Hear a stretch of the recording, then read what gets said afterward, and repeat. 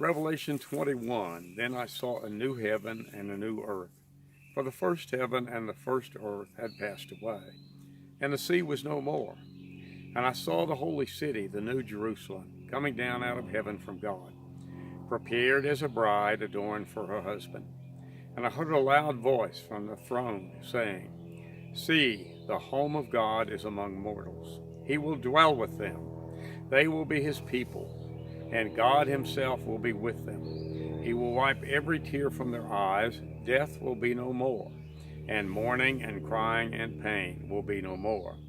For the first things have passed away. And the one who was seated on the throne said, See, I am making all things new. Also, he said, Write this, for these words are trustworthy and true.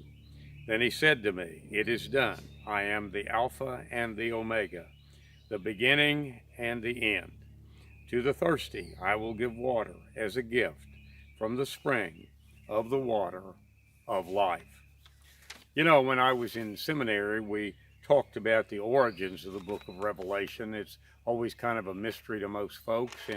And one of the people who was persuasive to me said, this probably came out of a time of severe persecution of the church by the Roman Empire, that things were so very bad, despair ran so high, that it seemed only a complete do-over by God would work. You do have to ask the question, who needs a new earth? And for goodness sakes, who would need a new heaven?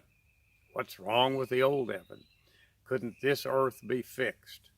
Well, the despair was so bad that they didn't believe so, that God would have to start all over. Well, where do we find feelings like that in our world today?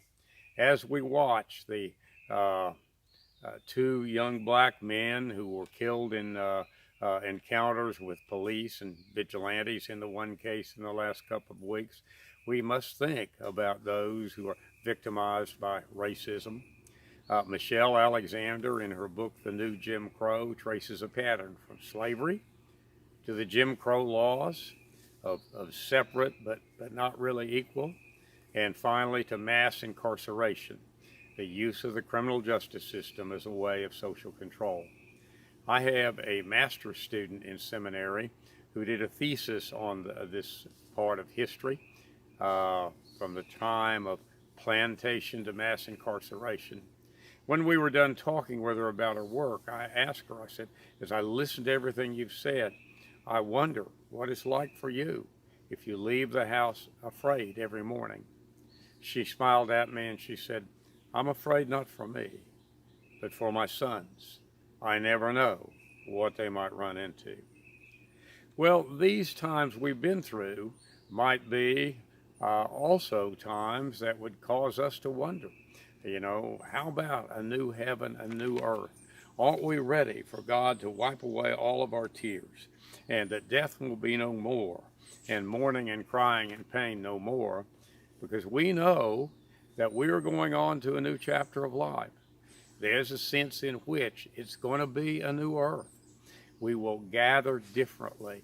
We will take different kinds of precautions.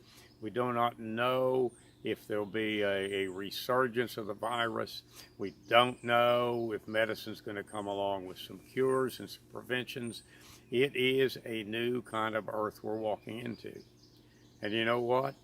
I think the most natural assumption we make is that where we're going is going to be worse than where we've been. Now, I think what these words invite us to do is to flip that around and look at it differently. Yes, some people still don't have their jobs. Yes, those of us invested, the investments are still down. Yes, it looks like there'll be a delay in the opening of the economy, and finances will continue to be hard for everyone. Yes, it looks like we won't have the kind of entertainment we've had in the past with live sporting events. But as we think that way and about all those things, I wonder if we do away with the idea that God is making all things new, that the new earth might indeed turn out to be a good earth and a fulfilling one. Certainly not everything that we've been through is bad, We value relationships more than ever. We have found time to concentrate on creation and our relationship with God more than ever. So we are invited, I think, to accept these words we find in this Revelation passage as words for ourselves. I am making all things new. It is done. I'm the Alpha and the Omega, and I will give water to those who are thirsty. And many of us are still thirsty. This is good news.